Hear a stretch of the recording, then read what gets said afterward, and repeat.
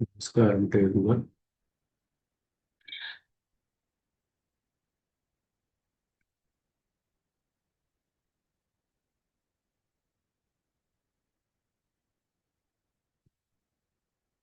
Asmadguruparamparaye namaha.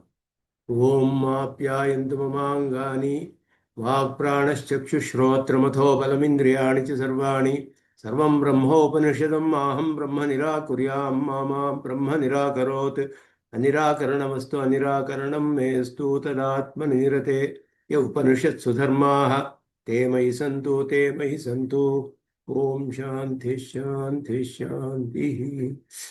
I welcome you all to the next section of the introductory course on Vishistadvaita.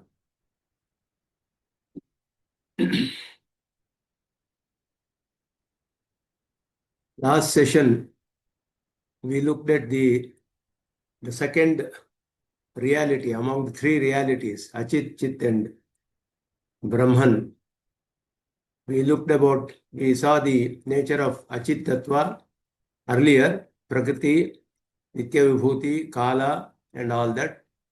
Then we had started to look at the nature of the Chit Tattva, which is Jivatmans, the sentient individuals, sentient beings.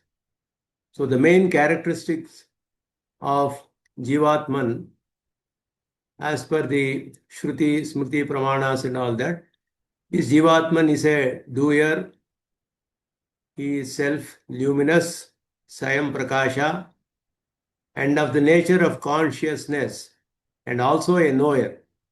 Swarupa and Swabhava, both are Jnana for Jivatman. Jnana Swarupa and Jnana Gunaka. The Brahma Sutra, Badarayana establishes this as Jnaha Atayeva. It tells in the Brahma Sutra. Jnaha means one who knows. Jnanam Asya Asti. He is a knower. He is a knower. So he has the attribute of consciousness. His very substantive nature is also consciousness. And they are eternal. So there is no beginning and end to a Jivatma. And they are innumerable. Every body has a different individual self, in different Jivatman. And they are all said to be the modes of Brahman, being his Sharira. Sharira is more a technical word. That is a Shastriya Shabda told in the Shrutis and Smritis and all that. Sharira we understand as body with eyes and hands and all that. That is not actually the complete definition of Sharira. Sharira has a larger definition, broader definition, in which whatever is told as Sharira in the Upanishads, in the Vedas, in Smritis, Puranas, etc., everything should be according to the definition of Sharira. So, definition of anything should be such that there should be nothing left out of the definition. So, that way we have to define Sharira. Anything that we define should be like that. So, Sharira is defined in our Siddhanta as that which has three relationships with respect to the Shariri or the Atma. Atma Sharira. So, which is always supported, always controlled, and exists for the purpose of or subservient to the Atman. These three relations, whenever we see, we can call it a Sharira. And it should be a substance, a Dravya. It's not a quality. It should be a substance.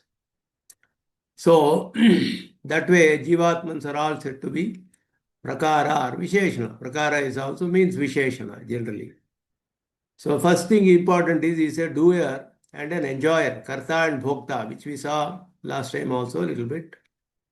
And this Kartrutva of the Jivatman is not obtained by him, by himself.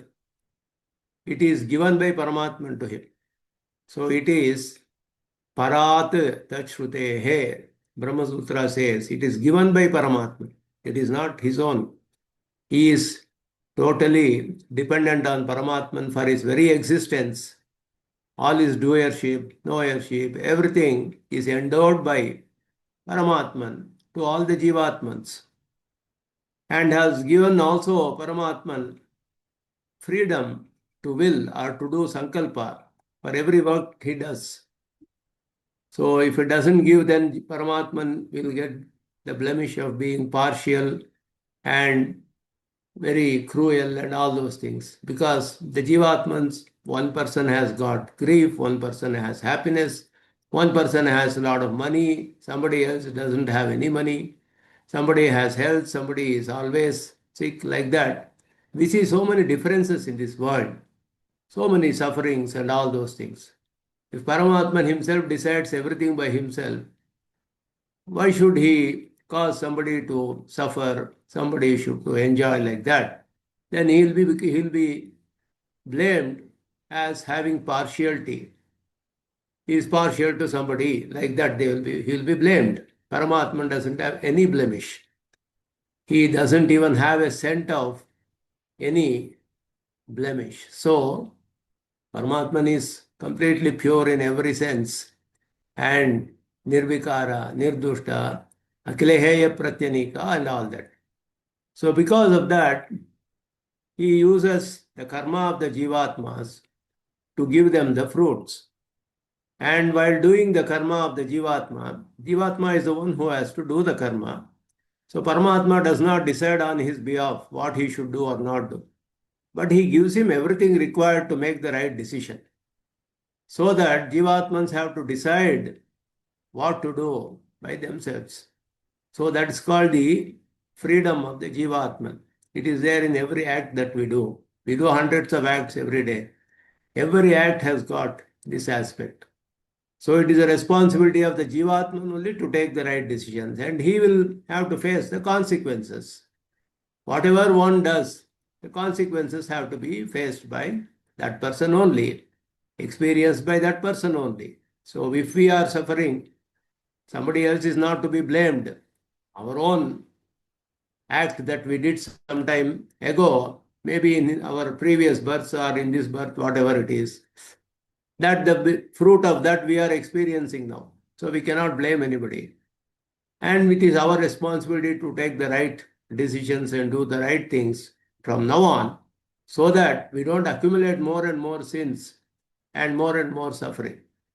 So that is how the system is established. That is impartiality to Paramatman, and he is not cruel, he is most compassionate, and he is impartial. These two are very important. So that way, everything is properly established as told in the Shrutis. It is all told in the Shruti itself. Papakari, papi bhavati, sadhukari, sadhu bhavati. Shruti says very clearly, one who does the right thing will get the right benefits. One who does the wrong things will have to suffer. So the doership of the Jivatman is also because the Shastra tells Veda is the Shastra, it is a guide for us. We cannot see Paramatman to ask him, what do you want us to do? But we are all meant subservient to the Paramatman only. We are all subservient to Paramatman. So we are supposed to do as per his wishes, whatever he wants, as per whatever pleases him, we are supposed to do. A servant is supposed to please the master all the time. And if the master is pleased by the service, servant also will be happy. That master has accepted my service and he is pleased. So servant also will be very happy. So when the very nature of Jivatman is subservience to Paramatman, Jivatman has to do as per the wishes of Paramatman. How do we know the wishes of Paramatman, what he wants us to do, not to do? We cannot see him, we cannot ask him. So Paramatman has given us the Shastra, which is the Veda. The Veda tells us what each one has to do according to their Varna and Ashramas. What one has to do, one should not do, and all that is told in the Vedas. That is the Shastra. Tasmat Shastram Pramanante. Karya Karya Vyavasthitau. Bhagavan Krishna tells Arjuna, Tasmat Shastram Pramanante. Karya Karya Vyavasthitau. Karya, akarya. What is karya? What is akarya? What should be done? What should not be done? In that, what is the pramana? You have to look at Shastra and follow that. Krishna says. So the Shastra tells Vidhi and Nisheda. What should be done? What should not be done? If that Vidhi and Nisheda has to be followed, one should have the capability to perform, to do the act based on one's own wishes or willing. So if I don't have the capacity to decide what I want to do, what is the purpose of the Shastra? It will become waste. It will be futile. So Shastra is purposeful. Shastra is telling everyone what to do, what not to do, and the benefits can be gained if you follow the Shastra. If you don't follow, we will also suffer.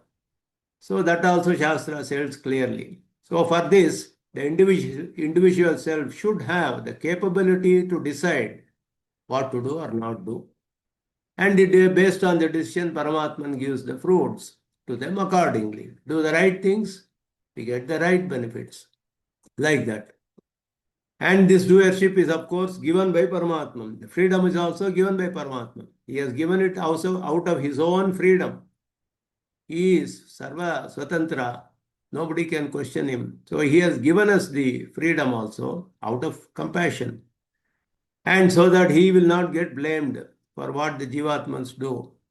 And they also have the choice. If somebody wants only money, they can get money. Paramatma says, okay, you get money itself and enjoy that. Somebody wants moksha, he will give moksha. Somebody doesn't want moksha, he will not give. Whatever we want, he will give. So that way, he is impartial. So that is how the Shastra is established. And that is how the Jivatma Swarupa has to be. Every act has got, like I said earlier, Jnana, Chikirsha and Prayatna. These are very important aspects of Jivatma Swarupa. So we have to study this again and again, understand it more clearly. Every act has got three aspects, Jnana, Chikirsha and Prayatna. Jnana means knowledge about what we want to do or we don't want to do. Chikirsha is Kartum Ichha, whether we want to do, the desire to do or not to do. And Prayatna, we start putting effort in that direction. So first we have to get the knowledge, something, then we decide whether to go ahead with it or not. Then we start putting effort. The moment we do that, Paramatman will help us to complete the effort and gain the fruits. If we decide wrongly, that also he will complete and give us the whatever punishment. If we decide properly, he will help us to complete that also and give us all the benefits. He is impartial that way. So that is how it is done. So these three aspects are there. Jnana is already given by Paramatma. That is there nothing but in the Shruti. Vedas say what is right, what is wrong, and all that knowledge is given by us, given to us by Paramatma. And Acharyas explain to us what is right, what is wrong, and all those things. If we are not able to understand, these things cannot be understood directly by anyone. We have to resort to an Acharya to understand because it has to come in the parampare properly. Sampradaya, Sat Sampradaya, parampare. It has to come like that. Only then it will be proper knowledge we get. So that knowledge is given to us. Then the decision is in our hands. And then we start putting effort. So this is how everything is established. And there is one more factor in the decision. When we want to make a decision, Arjuna says, I don't want to do wrong things, but I am forced to do. Dhritarashtra also says, I am being pulled by some force, I don't know. Janami dharmam, nachame pravrittihi. Janami adharmam, nachame nivrittihi. Anyena kenapi balena nita. He says, I know what is dharma. I have been taught by great rishis, Vyasa and all these people. I know what is dharma, but I am not able to follow it. I know what is adharma, but I am not able to avoid that. Some force is pulling me, he says. What is that force? It is a purva karma vasana, it is told. Whatever acts we have done in our earlier births, previous to this current state, whatever acts we have done, that has created an impression in our attributive knowledge, in our knowledge. And it forces us to do the same thing again and again. So that force we have to only overcome by taking the proper decision, by taking a firm decision that I am not going to do this. It is possible to control that force of vasana. Krishna says we have to decide ourselves. This is inside our mind. It's in our hands. We can control it. That was Krishna tells. This is in our hands. There are external things like rain or cloud or, rain or thunderbolts will come or whatever it is. Hurricane will come and all those things are extreme heat. It's not in our control. We have to tolerate it. Matra sparshas kaunteya, sukha dukkha. They are agamapayinaha. Agamapayinaha. It will come and it will go. It will never be forever. Tan titikshasva. You have to tolerate that. You have to tolerate that. Whereas what is born inside our mind is out of our own desires. That we have to control ourselves. Sankalpa prabhavan kaman. Tektva sarvan manogatan. Sankalpa prabhavan. Our own sankalpa, it is born out of our own sankalpa. We decide what to do. We decide what I have to do or not to do. It is in our hands. So, but it is influenced by reminiscent impressions, which are very strong, not easy to control, but continuous practice help us to control that also. With continuous practice, we can overcome the force of our vasana and go in the right direction. And of course, we surrender ourselves to Bhagavan to help us do the right things and help us overcome the force of Purva Karma Vasana. And he will definitely help us to do that. Every act he will help us. He will give us the right knowledge. So these are all things that we have to know when we, as a Jivatma Swarupa, they have everything that is needed. The body, sense organs, capability to acquire knowledge, to act, Chit Shakti, and then Anushtana Shakti, both are there. Both are there, he has given. And then they have been given the Shastra also, Jivatmans, which is Veda, what is right and wrong. Acharya also we get to teach and show the right path. And we have the freedom to take our own decisions. So with all these, it becomes our responsibility. Now, Jivatman's next aspect is Swayam Prakashatva. Swayam Prakasha means self-luminous. He is self-luminous to himself. So Jivatma reveals himself to himself. Doesn't need any other means to know that I exist. This is called Pratyaktva.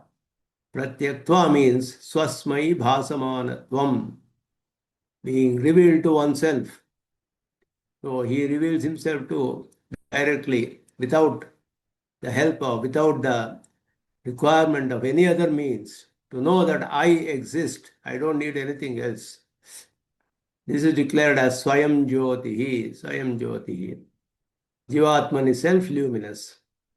Though he is self-luminous, why are we not seeing another body that Jivatman is self-luminous? Should he not reveal to us? It is not known like that because, first of all, our karma is blocking our view. We don't see the Paramatman who is in our body only. We don't see him. How do we see Jivatman in some other body? We are not able to see. Our karma is blocking us. So it is because of his Paramatman Sankalpa. That karma, if we end, then we will be able to see everything, directly perceive everything. So Jivatman knows everything other than himself through his attributive knowledge, Dharmabhuta Jnana, which is inseparably associated with him and eternally inseparably associated with him. That is called the attributive knowledge, Dharmabhuta Jnana. So this self-luminosity of Jivatman, Swayam Prakashatva, it is told in Sanskrit, Swayam Prakashatva, is present all the time. It's a very important aspect here, which is different in various darshanas. This is projected in a different way. Whereas in Vishistadvaita Siddhanta, the Swayam Prakashatva of Jivatman exists all the time. And the Dharmabhuta Jnana also is all the time there, eternal. Eternally, inseparably associated. with Jivatman. Whether he is in the waking state or dream state or deep sleep, sushupti, whatever it is.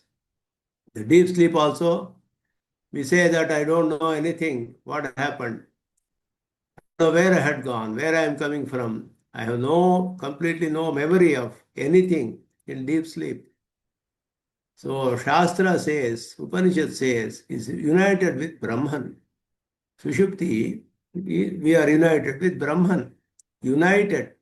We don't go and merge into Brahman. Then we cannot wake up at all. If we merge into Brahman in Sushupti, we cannot wake up. Chandogya Upanishad says, whoever goes to deep sleep, the same person wakes up. The same person has to wake up. Yadyat bhavanti tada bhavanti. Chandogya Upanishad says, Vyagro va, Vruko va, Simho va, Mashiko va, Damsho va. Yadyat bhavanti tada bhavanti. Upanishad says even animals have sushupti. So it gives examples of animals only. Vyagra, Simha, like that, a lion, tiger, whoever it is. Whoever goes to sushupti, the same person wakes up. Otherwise, what happens? There will be total confusion otherwise. If I sleep, get up as a different person, what happens? Total confusion will be there. Upanishad says it does not happen like that. That means we have not merged into Paramatman. We are united with Paramatman. We are united with Paramatman. And then we come out and then wake up. And this is happening due to tamas increasing in our body. Body is made of Prakriti, Sattva, Rajas and Tamas. In that tamas increases, we go to deep sleep. Also, sleep and dream state, sushupti, and all this happens because of tamas increasing, tamasa. So that is a defect for Jivatman. All these states are defects only. For Baddha Jiva, waking state, dream state, deep sleep, and fainting, all these are defects for the Jivatman. They are not, nowhere there is experience of Paramatman or his own self also. Our Jivatman also we don't experience. We don't experience Paramatman also. What is the use of such a state? It is a defect. Brahma Sutras say that these are all defects for Jivatman. So in deep sleep, they don't know anything because there is nothing to be known. Why he doesn't know anything? Does he have knowership at all? Is the question. He has knowership, but there is nothing to know.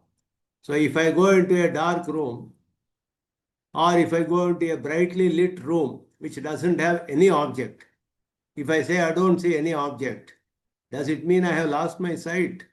No. I'm not seeing any object because there is no object to be seen. It doesn't mean I have lost my sight. So in Sushupti also it is like that. The Upanishad says like that. Nothing to be seen. So it doesn't see anything. Because when waking up we say, Nakinchidaham ajnasisham. I did not know anything. I did not know anything. Here aham is known. I did not know anything. So I knew that I am there. Otherwise I cannot address that as I. I did not know anything. I know that I am the one who went to deep sleep. I have only woken up. I did not know anything. I may know after waking up, but I still know that I am the one who did not know.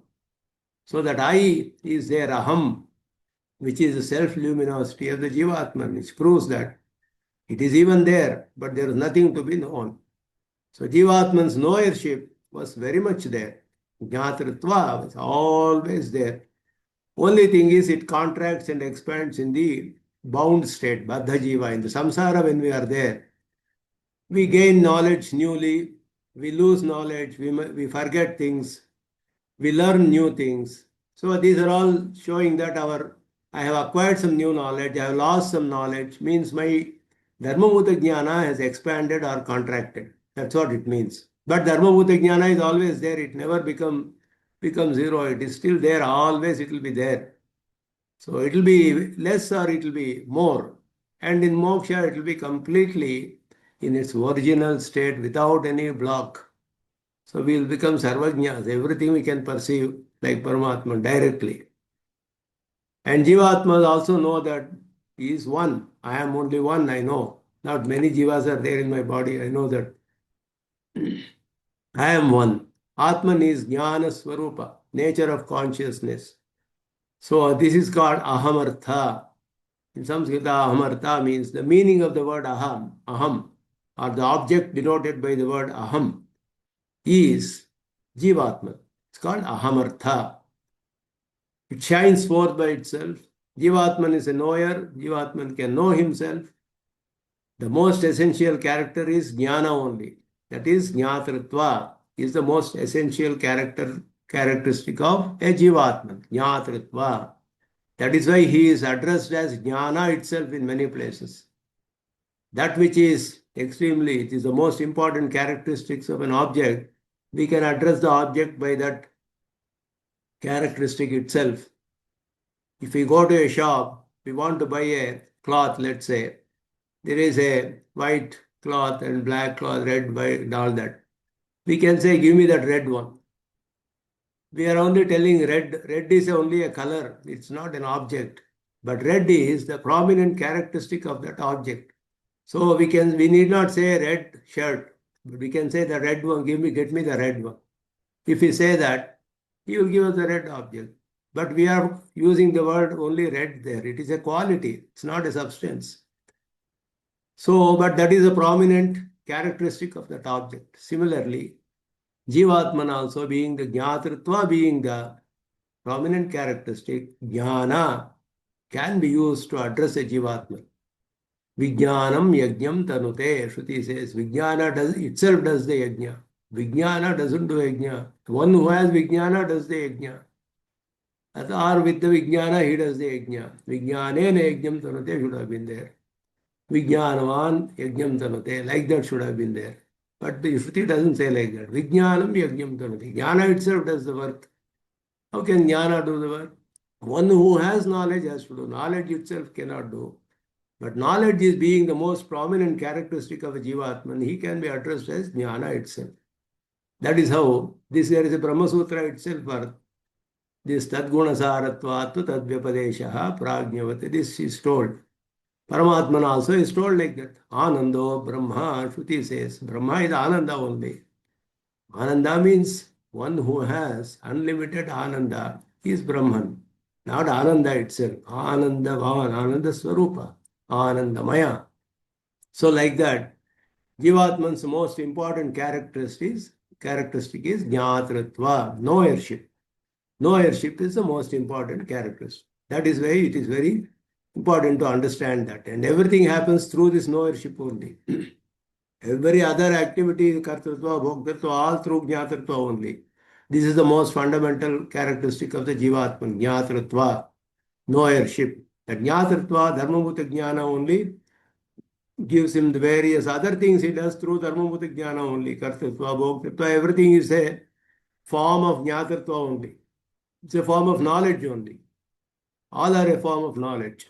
So, Shruti says, Yesha hi drashta, sprashta, shrota, dhrata, rasayita, manta, bodha, vijnanatma, purushaha. It says, Jivatma, Prashnopanishad says, Yesha hi drashta means one who sees, sprashta, one who touches, shrota, one who hears, ghrata, one who smells, rasayita, one who tastes, manta, one who can think about, meditates, bodha, one who knows knowledge, vijnanatma means he is of the nature of consciousness. He also has the knowership and he is also of the nature of consciousness. Both are told. Vijnanatma is substantive knowledge. Bodha is attributive knowledge. Both are told. Both are told for a Jivatma. So the 6 words, all these tell about various ways of knowing. Vijnanatma means Atma is Jnana Swarupa. So Jnana Swarupa, Jnana Gunaka. These are the most important characteristic of a Jivatman. And through attributive knowledge, he knows everything other than himself. So the essential nature, consciousness, is called Dharmik Jnana, is self-luminous. And Dharma Jnana is attributive knowledge. Dharmik Jnana is substantive knowledge. So this is how Jivatma Swarupa is defined. And Atmas are eternal. They are eternal. and indestructible. Avinashi va are ayamatma. Yajnavalkya says in the Brihadaranyaka Upanishad. He cannot be destroyed. It is told in the Shruti and Smritis and all that. Ajo nityaha shashvataha yam puranaha. Upanishad says.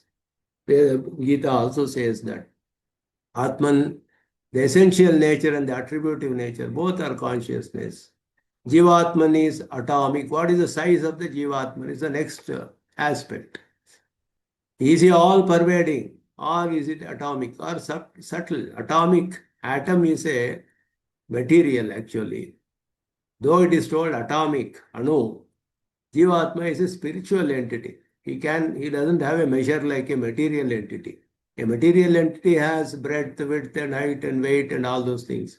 A spiritual entity does not have any of these characteristics. Atma does not have weight, or height, or length, or breadth, or anything. He is spiritual. He is jnana. So, he is told as subtle, very, very subtle. Sukshma is the word used. But how to explain to somebody what is subtle? So for that, Shruti gives an example from the worldly point of view, what we understand. From that point of view, Shruti gives an example. Aragra shatabhagasya shatadha kalpitasya cha bhago jivasya vijneyah sacha anantyaya kalpate. Anantyena kalpate is also part. Aragra means the tip of a nail. Valagra is also there. The tip of a hair of the tail in the cow, of the cow. That is also told. Aragra shatabhagasya. Take the tip of the nail, break it into 100 parts. Take one part of that, further break it into 100 parts. That one part is the size of the Jivatma. This is what Shruti says. Upanishad says like that. So that means he is so subtle, sukshma is how we have to understand. He does not have length and breadth and weight, all those things, but he is very, very subtle, very sukshma. That sukshmatva, how to explain that to us? Upanishad gives this kind of an example. 100th part of a 100th part of a tip of a nail is the size of the Jivatma, it says. So this is how it is. And he becomes all pervading. He says Anantya means unending, all pervading. How is it possible? Means it is through his Dharma Bhuta Jnana, not Swarupa. Swarupa is very subtle, like a dot. Dharma Bhuta Jnana expands everywhere, like sun is in one place in the sky we see. His rays expand all over the world, everywhere. Like that, Jivatman is one small dot of Jnana, self-luminous, and his Dharma Bhuta Jnana expands all over. In moksha, not here. In the bound state, it is limited by the body and the senses. In the liberated state, it is all pervading. He becomes all pervading. His Dharma Bhuta Jnana. His Swarupa is only subtle. So, he exists only in one place. He cannot exist everywhere at a time. Like a Muktatma or a Nityasuri, for example. In Paramapada, when they are not here. But their Dharma Bhuta Jnana is here also. It is all pervasive. Dharma Bhuta Jnana. They can perceive everything everywhere, being in one place. So, like that, Jivatman's substantive, Swarupa, is very subtle, Sukshma. Attributive knowledge expands everywhere. And in the bound state, it is limited by the body and the sense organs. So that is why we are not able to perceive what is there in the next room. I cannot know sitting here. I cannot see directly because my knowledge is limited by my sight. So here in the bound body, it is limited. Whereas when we get liberated, sitting in one place being there, we can know everything everywhere. Like that it becomes. So that is why it's called Anantyena Kalpate, it Upanishad says. So there are different views to this. Some people say Jivatma is all pervading, etc., which is not supported by Shruti because this Shruti clearly says he is subtle. Aragrashita bhagasya shatada kalpitasya cha bhagaha jivasya vijnayah. So this shows he is very subtle and he also moves from body to body. If he is all pervading, he cannot move from body to body. Within the body also he moves. In the Yoga Shastra, it is said that you can meditate on the Jivatman in between your eyebrows, like that. He will come, he will be positioned there and you have to meditate, like that and all. So, Jivatma moves within the body also. It is established. And in the Shruti itself, it is told. So, that is one aspect of Jivatman which is very important. And since they are eternal, birth and death is nothing but association and dissociation with body. If Jivatma is Nitya, what is Janma Marana for Jivatma? Means association with the body and getting dissociated from the body. This is called Janma and Marana, that's all. Jivatma is like that only. Just like he says when we Vasamsi Jirnani Yatha Vihaya. In the Gita, Bhagavad Gita, it is told when old cloths are there, we just throw the old cloth and wear a new cloth. Take a new cloth and wear it. Like that, when this body becomes old, we throw it and take a new body. From body to body, we are going to experience the fruits of our karmas. And it is possible to get rid of this completely by performing the means to attain liberation. So he is said to be the heart of the body. One Upanishad say that Hridi, Yesha Atma, he is in Hridaya. He is in the heart, it says. And it can move around inside the body also. Jivatma can be moving around.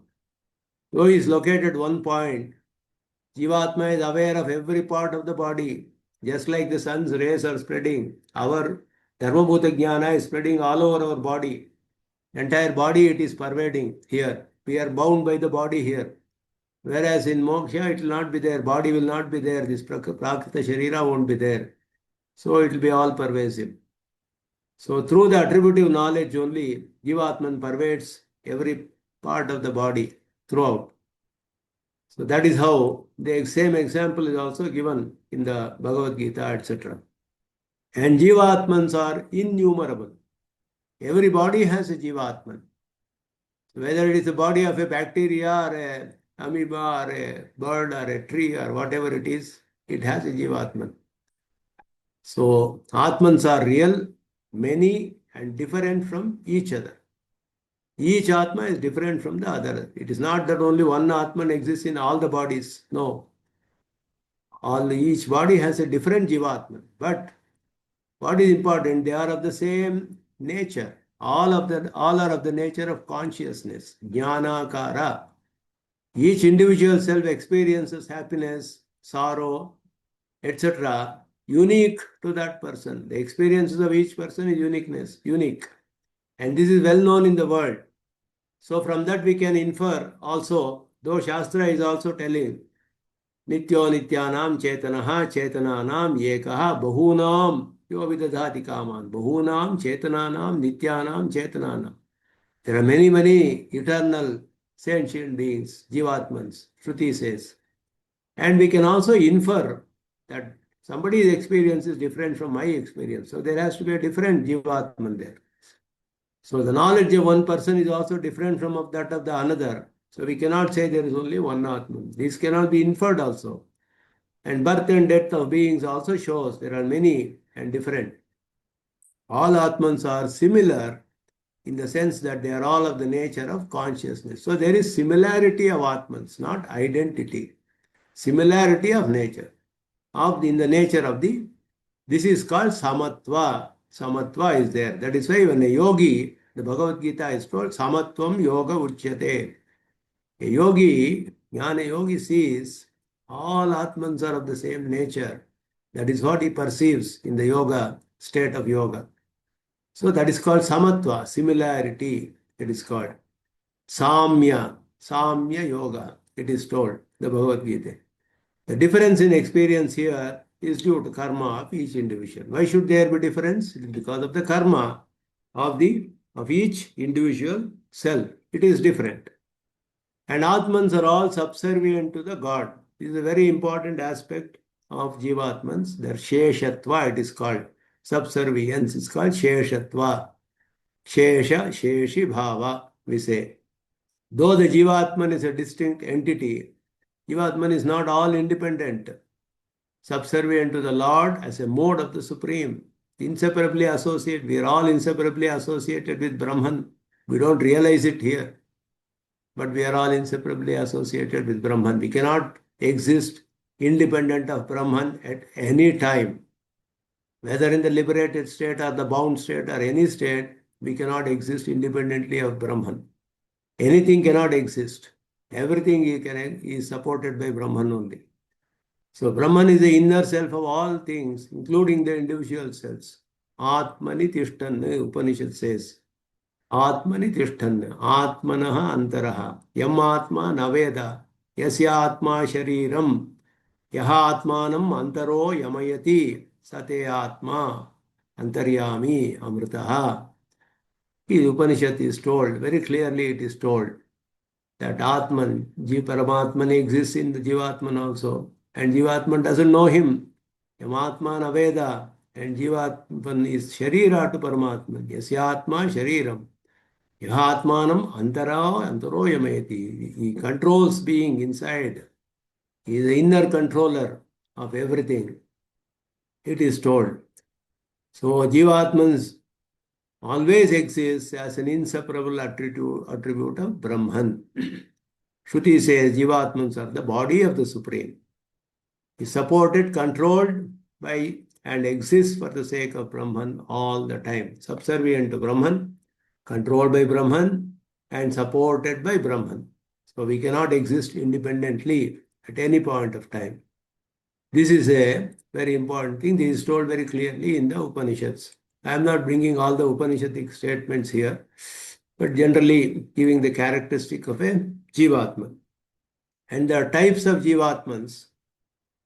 There are different types of Jivatmans, basically classified into two parts, Samsari and Asamsari. Samsari means the cycle of birth and death is samsara, taking body to body, samyak sarati. He keeps moving from body to body, body to body. This is called samsara. Samsara means that's only, moving from body to body, samyak sarati.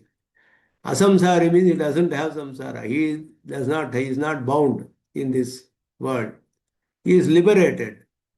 And among the liberated, there are two categories, Nityas and Muktas. Nitya is eternally liberated. Mukta is one point of time they were in the samsara, they were bound by karma. They perform the means to get rid of the karma and they are liberated with the grace of the Lord. So they are Muktas. This is the two categories, Nitya and Mukta. These are all as per Shruti, Pramana only we will know. We cannot infer that there are Nityas, Muktas and all those things. We can know all these because they are all supersensory stuff things. We cannot know it. Or we cannot infer also. Inference is also through direct perception only. We have to see something and infer something through that. Based on the relationship between what we see and what we don't see, we infer that which we don't see. That is called Anumana Pramana, inference. We see smoke, we don't see fire, but we see only smoke. But we know that there is a definite relationship between smoke and fire. Smoke is created by fire only, generated by fire only. We know that relationship. So when we see smoke, we can infer that there has to be fire there, which we do not see also. But we have to see smoke. Without seeing smoke, we cannot infer that there is fire. So Anumana or inference is through direct perception only. We see something, perceive something, through that we infer something based on the relationship between the two. There has to be a definite relation between what we see and what we infer, which we do not see. That is called Vyapti. That has to be there. Otherwise we cannot see, we cannot infer. So whether Nityas are there or not, we don't perceive directly and we cannot infer also. Muktas also we cannot infer. For all these, Shastra only is the Pramana. Vedas are only Pramana for this. And Samsari is one who is in this cycle of birth and death. There are some people who keep on doing only wrong things and they stay for a very, very long time. They are called Nitya Samsaris. It is not that they will never come out of samsara, but they are in such a long time they will be there. That is why it is used, the word Nitya is used like that. Nitya Samsari means they stay here for a long time, very, very long time. It is like telling gods are Amaras. Amara means they don't die at all. It is not true. It is only relative.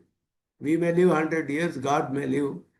For every year of us is one day for them. So like that they live 100 years. That's why they are told eternals. They are not, gods are like Indra, Varuna and all are not eternal in the sense they are not liberated ones. They are also having body association with the body. They also die. They also get another body. They keep going from samsara only, like us only. But they have drunk amrita, so they have become amritas means what? They don't have death means what? They do all death also. But it's relatively, they live for a long time compared to us. That is why they say they are amaras. They are amaras means they don't have death at all. That is not in the real sense. It only tells relative. Like that, Nitya Samsari is also told like that in our Siddhanta. Bhavi Samsari Viraha means the one who is performed the means to liberation and then he will get liberated. They are called Bhavi Samsara Viraha. So these are the categories told by Vedanta Deshika clearly in his word. In his work called Tattvamukta Kalapa, he gives this kind of a classification. So Atmans are grouped into those who are caught in this cycle of birth and death, called samsara, those who are not in the samsara, asamsari. Among asamsaris, some have never come in contact with this cycle known as nityas, eternally liberated. Those who were in samsara and then got liberated they are called muktas. Among samsaris, there are some who keep doing bad things again and again, continue to be very, very long time, are called nitya samsaris. So they are not by nature nitya samsaris, but by fact of doing bad things, they are called nitya samsaris. That's all. They also have an option to come out of that. So those who are on the right path and get liberated are called bhavi samsari viraha. Even the nitya samsaris can escape this cycle if they do the right karmas. So knowingly, unknowingly, if they do some right thing, Paramatman will grace them to get liberated, to do the right things for a period of time and perform the means to liberation and get liberated. So that is how it is told. But there are people who have been there for a very, very long time, keep doing the wrong things only because of the previous practices. They have so much, they have done wrong things that vasana is very, very strong. They are unable to overcome. They continue for a very long time. They are called Nitya Samsaris. So very important to know in this Siddhanta is that every individual self is eligible for liberation in the system of philosophy. Every individual self is eligible. This is the only system of philosophy which propounds this aspect. No other system of philosophy says every individual is eligible for liberation. Among the Vedantis, I am telling. So there are certain conditions for liberation for a person who performed the means in other systems. Adhikara should be there. But in our Vishistadvaitic system, what our Acharyas have established and Bhagavad Ramanuja and others have established very clearly is that every individual is eligible for liberation. They can get liberated. So that is a very great contribution of this system, the whole world.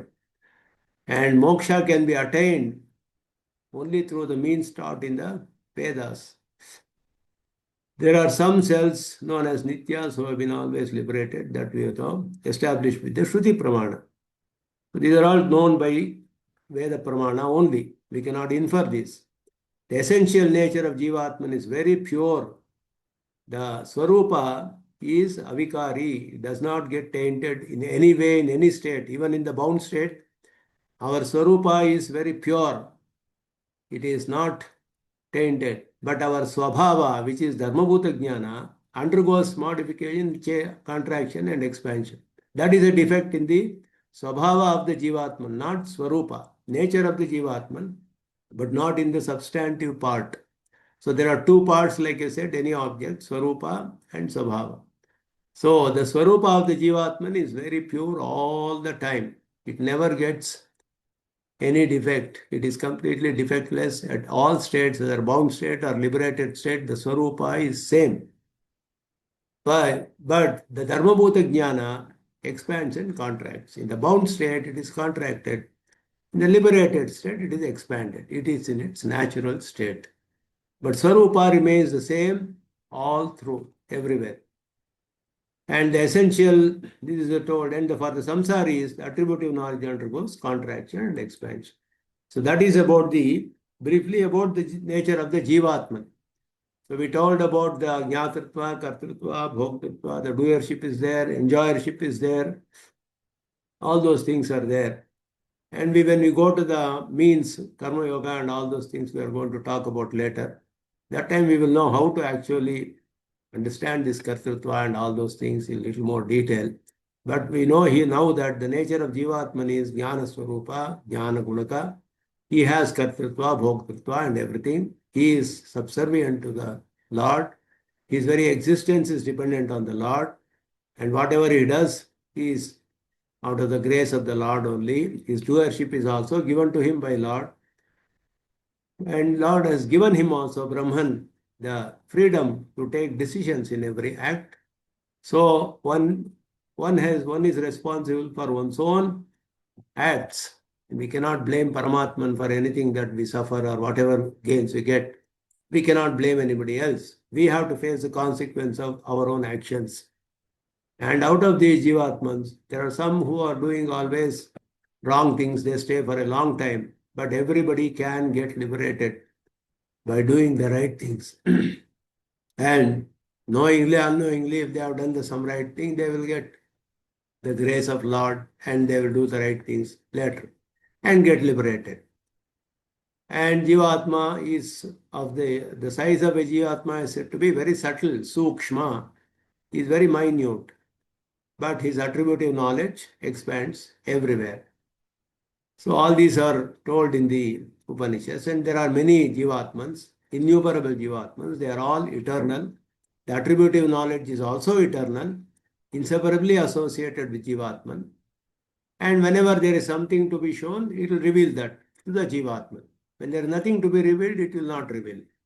Like that. Jivatman knows everything other than himself through his attributive knowledge. These are all the essential characteristics of a Jivatman as established in Vishistadvaitic system based on the pramana of Shruti, Shruti, Smriti and all that. Now we are going to study the nature of the Paramatman, Supreme Brahman, Supreme Entity, Parabrahman, Sriman Narayana is the deity, specific deity, who is the Supreme Brahman.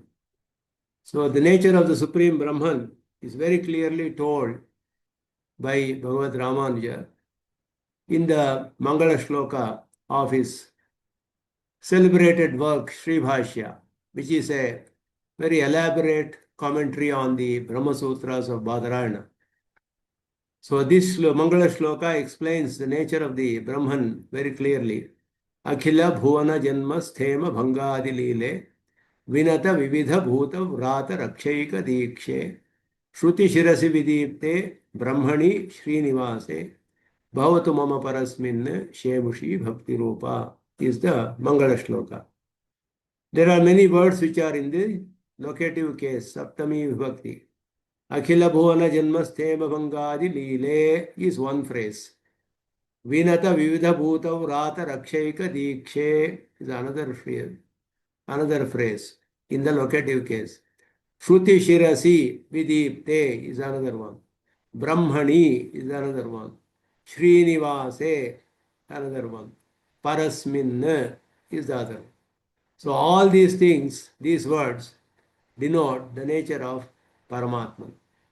Parasmin, Brahmani, Srinivase, Shruti-Shirasi Vidipte, Vinata Vida Bhuta Vrata Rakshaika Dikshe, Akhila Bhuvana Janmasteva Mangadi Lile. These words tell us about the nature of Brahman as established in the Brahma Sutras as elaborated and clearly established in the Vishistadvaitic system. And Shemushi Bhakti Rupa tells about the nature of the means. Similarly, Vinata also tells about the nature of means. The word Vinata and Shemushi Bhakti Rupa, they tell about the means to attain Parabrahman. And who is the person to be attained? Mama. Bhavatu Mama Parasmin. Every individual is a person who is addressed here. So this is and the important aspect here is Shemushi means jnana. Bhakti Rupa means of the nature of loving devotion. So, knowledge of the nature of loving devotion is the means, is told. Vinata also tells about prapatti. Visheshena nataha means prapatti. It tells about the prapatti. One is the other means for attaining liberation. Now, Akhila Bhuvana, Bhuvana means world. Akhila means the entire, not leaving anything. Janma means creation. Sthema means sustenance. Adi Bhanga means dissolution. Creation, sustenance, and dissolution. And it is all it's said to be a Leela, a sport for the Paramatman. It is told as sport. Leela is explained by our Acharyas as an act of compassion. Daya Karya is told later. So one who is responsible who does the creation, responsible for the sustenance and dissolution of this whole world, one who has all these as his sport or has his act of compassion, is Parabrahman. It's the first attribute of Parabrahman. Vinata Vividha Bhuta Ratarakshaika Dikshe. Those who surrender unto him, all the beings, Bhuta means the beings, which are the individual cells having a body. The word Bhuta in Shastra means an individual cells having a body. That is a being. So there are different types of beings in this world. Deva, Manushya, Sthavara, Tiryak. And within each there are so many varieties are there. And the hosts of all these things. And what is his whole own purpose? Only one sole purpose of Paramatman is to protect them only. Raksha Eka Dikshe. Rakshaika Dikshe. His sole purpose is only to protect. He has taken a vow to protect all the beings who surrender unto him. That is his sole purpose. And Shruti Shirasi Vidipte. How do we know him?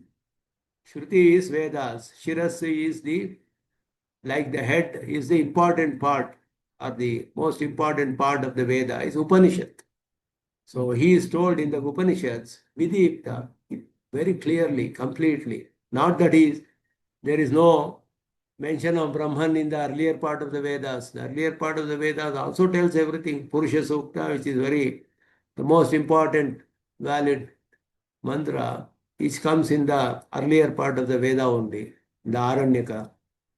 But in the Upanishads, completely expound the nature of Brahman completely and in great detail. So he can be known only from the Upanishads very clearly. He is said to be Brahman, one who is very huge. Brahma means Brihatva. Sarupataha, Gunataha, Brihatva.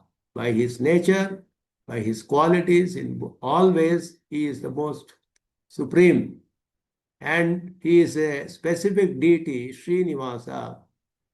Sri is Mahalakshmi. He is associated with Mahalakshmi eternally. And he is Srinivasa. And the deity in Tirumala, what we go and pray to. And he is Parasmin Brahmani, he is the supreme Brahman. And towards him, let me develop loving devotional knowledge towards him. He is the prayer of Ramanuja in the Srivashya Mangala Shloka. And this explains the nature of Brahman in detail. Let us go through that in detail in the next sessions. With that, I conclude today's session and leave the class open for any questions. 1 minute, I'll open and mute. Yeah, I enabled unmute, you can ask questions. Yeah. News me ரொம்ப நல்லா இருந்தது மாமா. That's very good. Excellent. நல்லா இருக்கு.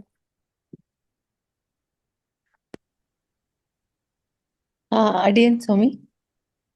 Tell me. So you mentioned in a deep sleep, the Jivatma unites with Brahman. Correct. And also mentioned that Jivatma can never exist like not inseparable from Brahman. Correct. Correct. Uh, How and to understand this? yeah, That's a good question. So the Jivatman, that is explained, it's a very technical explanation is required for that. Okay. That is a very technical explanation is required for that. It is explained in the Upanishad Bhashya by Rangaramanuja and also explained by Ramanuja in Sri Bhashya commentary. So the Paramatman who is Antaryami, with him Jivatma goes and unites here. Though he is there, he doesn't realize and he goes and unites with him. That means he leaves out these nama, rupa, all those things are not known to him. That I don't know, I am a man, I am a Brahmin or whatever it is, my name is so and so, I am born with such and such parent, all those things I forget. A Jivatma who is devoid of all these characteristics will be united with Paramatman. He is the, it is how it is explained. It is a little bit very technical. You have to look at the commentary to understand it in more detail. I will try to bring the statements next time and explain it a little bit more. thank you, Swami. It requires more explanation. Yeah. Oh, okay. Yeah, the Sanskrit Like commentary has just to be explained. okay. And one more thing connected to this, you said like the state of waking up, deep sleep, all these are like defects. Yes, So because he doesn't experience Brahman. There is no experience of bliss in any of these states.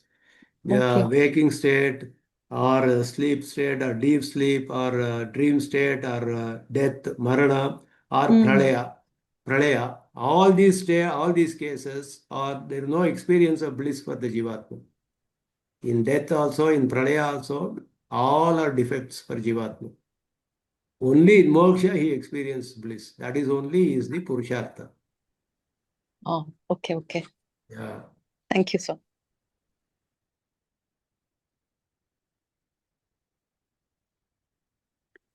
I also have a question, Mahodaya. Yeah. So if the jiva is gyatritva, so and you say that knowledge of Paramatma only comes through Vedas. The jiva even does not know that there is a Paramatma inside.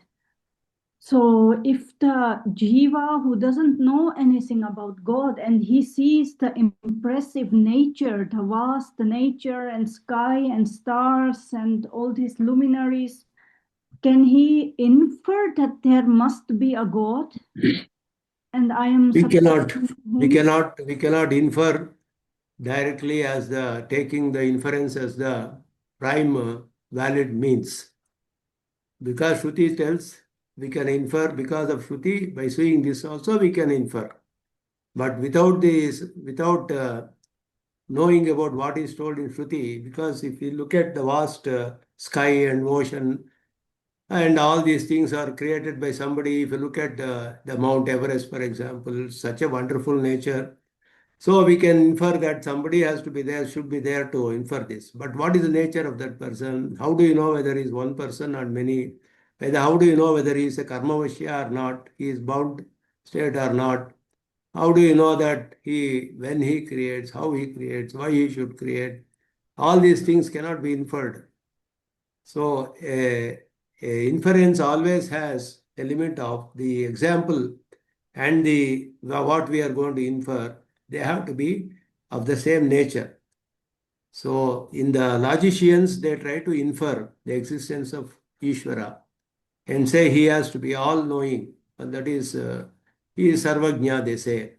Because everything he should know. The world is a effect. So somebody should have created this world. If I have a mobile in front of me, somebody should have created that. Otherwise, it will not come there. Like that, the whole world is existing. Somebody should have created that. So we can infer that somebody should have been there. But these mobile and other things, what we see in this world, are created by humans who are, or devas, whoever it is, who are karmavashyas, who are subjected to karma. So what we infer also will be according to that. A karmavashya only you can achieve. You cannot achieve somebody who is different and distinct from all these whom we are taking as example. In inference, that is a limitation in inference. And it is said that the Jiva is Swayam Prakash, and also I guess Bhagavan and Bhagavan's name is also Swayam Prakash. Bhagavan is also Swayam Prakasha, yes. Yeah, and his name, which is also Name is not Swayam Prakasha. Name is only a word. Bhagavan's nature is Swayam Prakasha, a substance. Okay, and Bhagavan's name, like, when we do japa of his name, so his name is also the same quality of being Swayam Prakash? No, the name, what is the purpose of japa is when we chant his names, Bhagavan will remember us that, oh, this person is remembering me. He will remember us and he will grace us if we lovingly remember him. If we lovingly remember him by through his names, he will also grace us. That is how we get bliss and we get benefits. Name itself doesn't give. The person who is associated with the name graces us that. Okay. And the mantras have the capability to invoke the deity directly. So that deity whom we meditate on, that deity is invoked through the mantra, and that deity is the one who graces us with whatever we pray by chanting the mantra. So what does it mean for us that Bhagavan is Swayam Prakash? I mean that we are Bhagavan is revealed to himself. He is Swayam Prakasha. His nature is revealed to himself. and to us he's being revealed by the Veda, the Shruti and Acharya. Yeah, it reveals the nature of the Bhagavan, but it doesn't show us. See, Swayam Prakasha is, I know I exist now, but Shruti tells us that I am subtle in nature. I am subservient to the Lord. These things I cannot realize myself directly. These things I know through Shruti. Similarly, Shruti is telling about Bhagavan, that Bhagavan has this kind of a form, he has these characteristics, he has these qualities and all those things. But we don't perceive the form of the Lord through that. We only understand the nature of the Brahman. Brahman has to reveal himself to us by giving divine vision so that we can see him. Otherwise, we cannot see him. When we get liberated, we will be able to see him. Because there we don't have karma which is blocking our vision, our knowledge. Shruti will only tell us explain the nature of the Brahman in words. It cannot bring Brahman in front of us and show us. It is basically a collection of words, Shruti. It cannot create direct perception. It only creates indirect knowledge. Words cannot create direct perception. If I say an elephant, we don't see an elephant. We only know the nature of an elephant. I can explain in words. But to see an elephant, I have to go and see one object, elephant. Otherwise, we cannot know. In words, I can only understand the nature of that. That is indirect. That is not direct perception.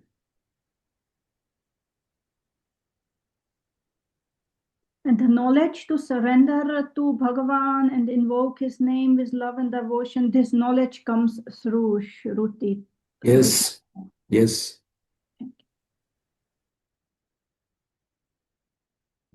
Whatever we do based on the Shruti, invoking those mantras, it will bring us in contact with the Brahman. And Brahman will grace us. Though we don't see him, that mantra has the capability to connect us with the Lord, with the deity, whoever we are praying. It could be either Agni or Varana, Indra or Paramatman, whoever it is. The mantra has the power. The Shruti mantra has the power to connect us to the deity. The deity will be invoked. We may not see the deity, but we will get the benefit.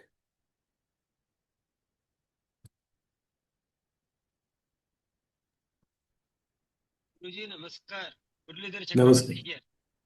Tell me, sir.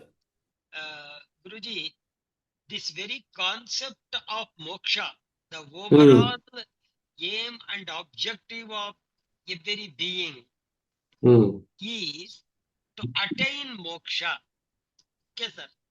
How will the jivi know that he or she, because we have to leave this world, he or she still how will the Jivatma will ever know that it has attained moksha? For example, my parents were very pious, very spiritual, very devoted and all and all. So I take it for granted that my parents have attained moksha. If they have attained moksha, then why should I do Shraddha and then Tarpana and all? And that is one thing. These are all different aspects. See, one thing is that we don't know, we cannot directly see whether they have attained moksha or not.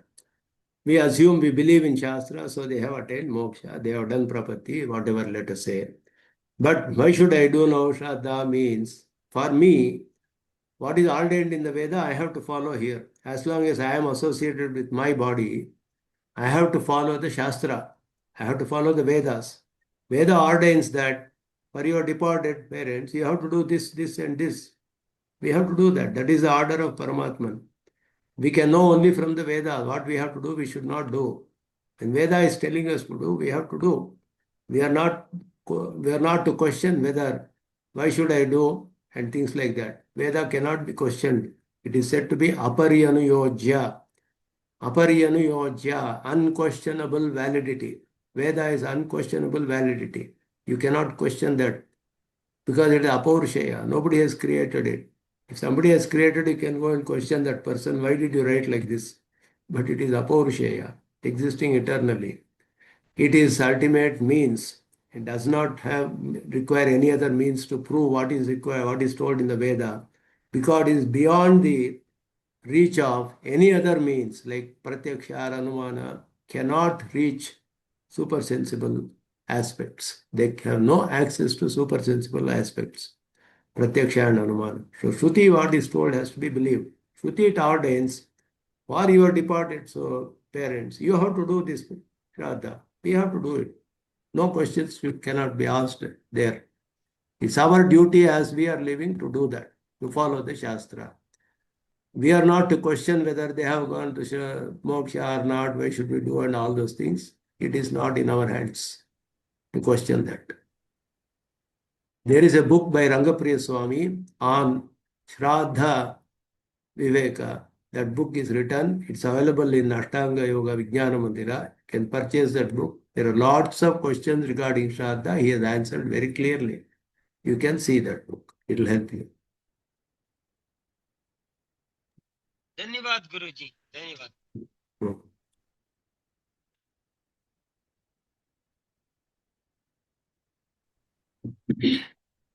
Again, Ramanujadasi. That's it. Again, as a physician, again, we always see patients coming with autism. Again, always wonders what happens to these people. They don't, do they even accumulate karmas because someone else is taking care of them? They have no sensory perception whatsoever.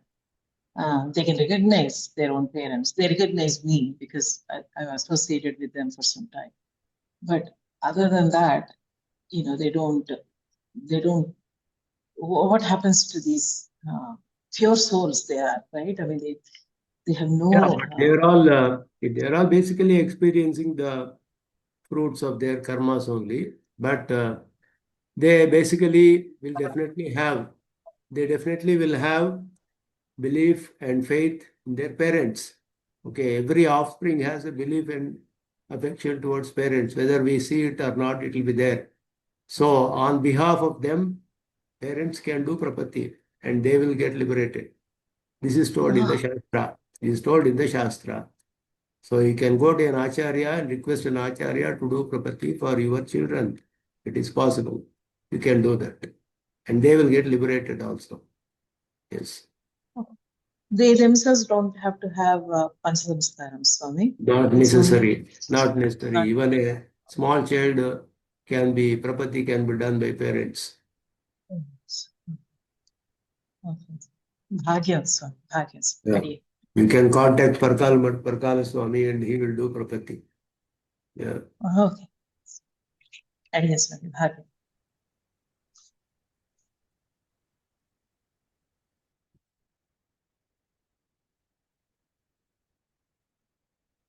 So there is No other questions. I will conclude today's session. Sarvam Shri.